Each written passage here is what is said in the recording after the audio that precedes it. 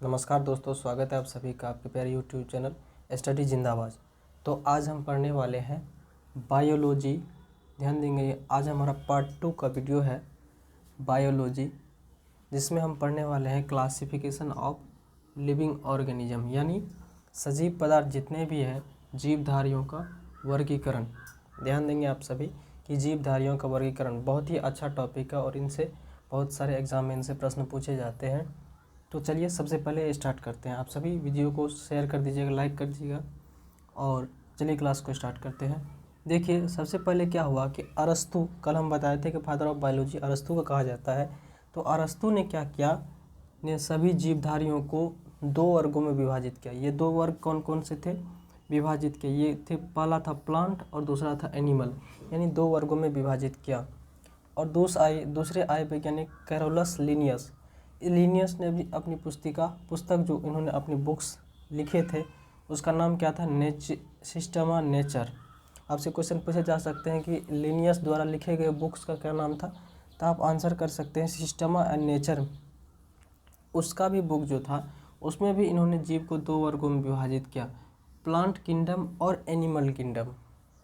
अब देखिए, Carolus Linnaeus जो थे ने वर्गीकरण की जो प्रणाली शुरू की थी उसे आधुनिक वर्गीकरण का पिता कहा जाता है। इन्होंने जो प्रयास शुरू किए थे, वर्गीकरण के जो प्रयास शुरू किए थे, इसलिए उसे क्या कहा जाता था, आधुनिक वर्गीकरण का पिता कहा जाता है, यानी मॉडर्न टैक्सोनॉमी का फादर कहा जाता है। अब चलिए 5 किंगडम क्लासिफिकेशन ऑफ और वर्गीकरण यानी ऑर्गेनिज्म। परंपरागत 5 वर्गीकरण की जो 5 परंपरागत प्रणाली थी, उसमें जो परंपरागत की जो दो जगत की प्रणाली थी, एनिमल और प्लांट किंगडम, उनको क्या किया, विटेकर द्वारा दिया गया था, जो 1869 ईस्वी में इन्हें प्रस्तावित करके, इन्हें संशोधित करके 5 जगत प्रणाली ने स्थान ले लिया। यानी विटेकर ने जो द्वि जगत प्रणाली का दिया गया था 1869 ईस्वी में, इन्हें संशोधित करके, प्रस्तावित करके 5 जगत प्रणाली ने स्थान ले लिया। अब ये 5 जगत प्रणाली क्या है, ध्यान देंगे। पहला हो गया मोनेरा, दूसरा हो गया प्रोटिस्टा, इसका अंग्रेजी प्रोटिस्टा हो गया, तीसरा हो गया पादप, जिसे अंग्रेजी में प्लांटी कहते हैं, और चौथा हो गया फंजई, और पांचवा हो गया एनिमिलिया। बहुत ही इम्पोर्टेंट है और ध्यान से देखिएगा आप सभी। अब देखिए, सभी के बारे में अलग अलग से अध्ययन करते हैं। पहला हो गया मोनेरा। ये इसमें जो मोनेरा जो किंगडम है, इसमें सभी प्रोकैरियोटिक जीव आते हैं, साइनोबैक्टीरिया एवं आर्कीबैक्टीरिया, यानी बैक्टीरिया जितने भी हैं वो सारे मोनेरा के अंतर्गत आ गए। तंतुमय बैक्टीरिया भी इसमें शामिल है, तंतुमय बैक्टीरिया जो भी होती हैं वे भी इनमें शामिल होते हैं मोनेरा में। अब दूसरा हो गया प्रोटिस्टा। इस जगत में सभी प्रकार के एक कोशिकीय प्रोटिस्टा, आपसे पूछे जा सकते हैं क्वेश्चन कि सभी प्रकार के एक कोशिकीय जीव किसके अंतर्गत आते हैं, तो right answer is the protista. Protista के अंतर्गत सभी जलीय यानी कि एक्वेटिक जलीय जीव भी शामिल है। तो चलिए, और ये देखिए, प्लांट और एनिमल के बीच यूग्लिना, एक जीव और पादप के बीच यूग्लिना एक ऐसा जगत में पाया जाता है जो सूर्य के प्रकाश में स्वपोषी और रात में क्या होता है, डार्क में, अंधेरा में इतरपोषी यानी कि परपोषी। यूग्लिना ऐसा जीव है जो कि दोनों प्रकार के लक्षण दिखाते हैं, जीव के और जंतु दोनों के भी। देखिए, तीसरा हो गया प्लांट।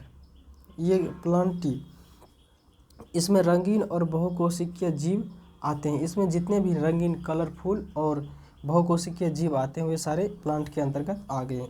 पुष्पीय और अपुष्पीय जितने भी फूल और बिना फूल वाले जितने भी हैं सब इसमें आ जाते हैं प्लांट में। चौथा हो गया फंजई, कवक। इसमें सभी यूकोरियोटिक एंड परपोषी जीवधारी शामिल है। ये फंजई में यूकैरियोटिक और परपोषी जितने भी सब इसमें शामिल है। परपोषी, इसकी कोशिका भित्ति काइटिन से बनी होती हैं।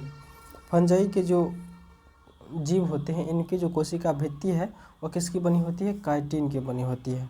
अब नेक्स्ट है पांचवा, एनिमल यानी कि जंतु या जंतु, बहुकोशिकीय जंतु शामिल है। अब देखिए हेड, इसका उदाहरण हो गया सभी बहुकोशिकीय जंतु, एनिमल हो गया तो सभी बहुकोशिकीय जंतु। इसका एग्जाम्पल हो गया हेड्रा, जेलीफिश, उभयचर, बर्ड, इटीसी इत्यादि इसके उदाहरण हो गए।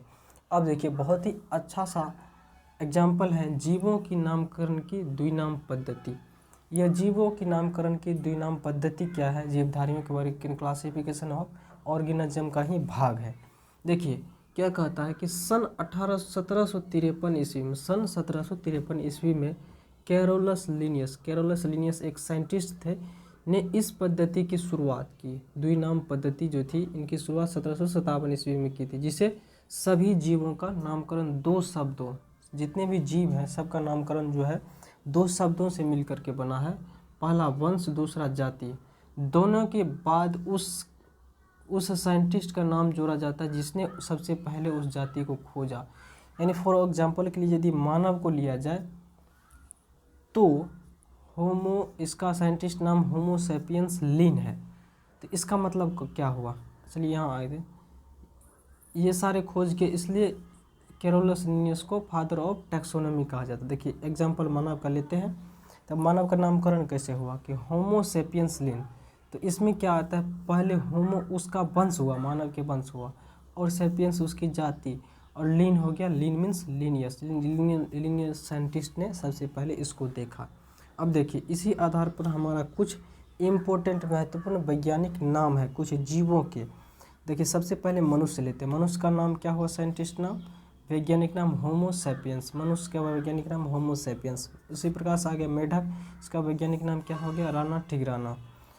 तीसरा आ गया बिल्ली, इसका हो गया फेलिस डेमोस्टिका। पाँचवा हो गया गाय, यानी इसका हो गया बॉस इंडिकस।